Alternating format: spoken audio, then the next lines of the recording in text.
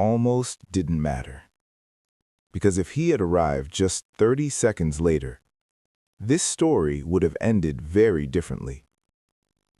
The rain tapped softly against the tall glass windows of Mercy General Hospital. Outside, the world kept moving. Cars passing, people rushing, life continuing like nothing was wrong. But inside, something felt different, heavier, like the air itself was holding its breath. Near the reception desk, a man stood frozen, soaked from the rain, clothes clinging to his body, shoes worn thin from years of hard work. In his arms, a small boy, barely conscious, his tiny chest rising and falling, slower than it should. "Please," the man's voice trembled. "Someone help my son."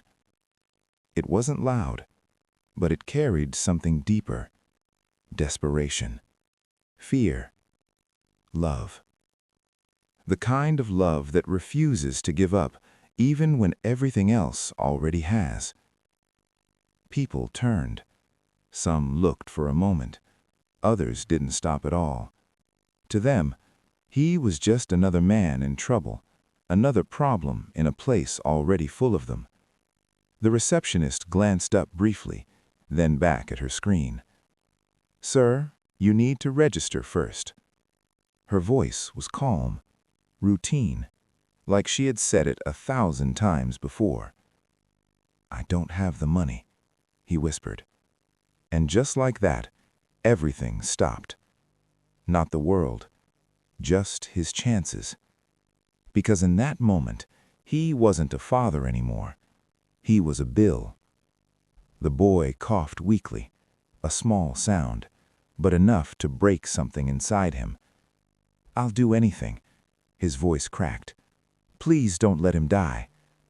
But rules don't hear emotion, systems don't feel pain, and time doesn't wait. Until someone did. Not just slowed down, stopped completely. A man in a perfectly tailored suit, clean, precise, controlled. The kind of man people move out of the way for. His name was Daniel Reeves, a billionaire, a builder of hospitals, a man whose decisions shaped entire cities. He wasn't supposed to be here, just a quick meeting, in and out. But as he passed by, he heard it, that cough, that fragile, breaking sound. And suddenly, he wasn't in a hospital anymore. He was somewhere else, years ago, a different place, a different life.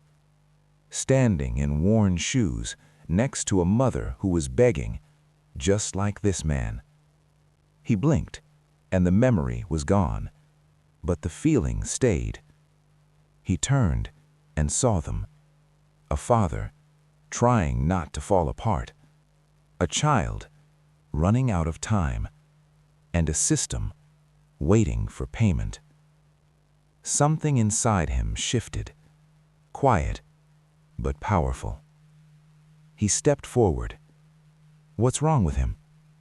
The father looked up, eyes filled with tears. "They said he needs surgery, but I can't afford it." Daniel didn't hesitate. Not this time. "Prepare the operating room." The room froze, confused, silent. "All expenses go through me." And just like that, everything changed. The energy, the movement, the urgency. Because suddenly, the impossible became possible. Doctors rushed in. The boy was taken away. Machines came to life. Hope returned. The father collapsed into a chair, hands shaking, tears falling freely. "Why?" He looked at Daniel. "Why would you help us?" Daniel stayed silent for a moment, watching the doors, then quietly said, "Because someone once helped me when they didn't have to. Hours passed, long, heavy, every second stretching into forever. The father paced, sat, stood again, prayed under his breath, and Daniel stayed, right there, not as a billionaire, but as someone who understood exactly what this felt like.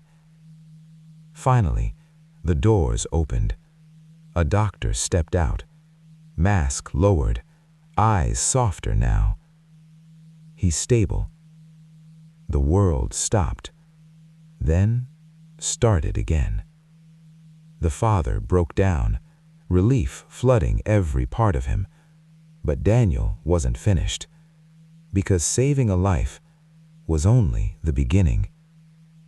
He asked questions, listened carefully, and learned the truth. A construction worker, injured, lost his job, lost everything, except his will to keep fighting. And that mattered. So Daniel made another decision. A job, a steady income, a safe home, and a future for that child. Not charity, a second chance. Because real help doesn't just save today, it changes tomorrow. Days later, the boy smiled again, stronger, alive. And the father? For the first time in years, he wasn't afraid anymore. As for Daniel, he walked away quietly. No cameras, no headlines. Just a man who remembered where he came from. Because sometimes, the people with the most power are the ones who never forget what it feels like to have none. What would you do? Comment, kindness.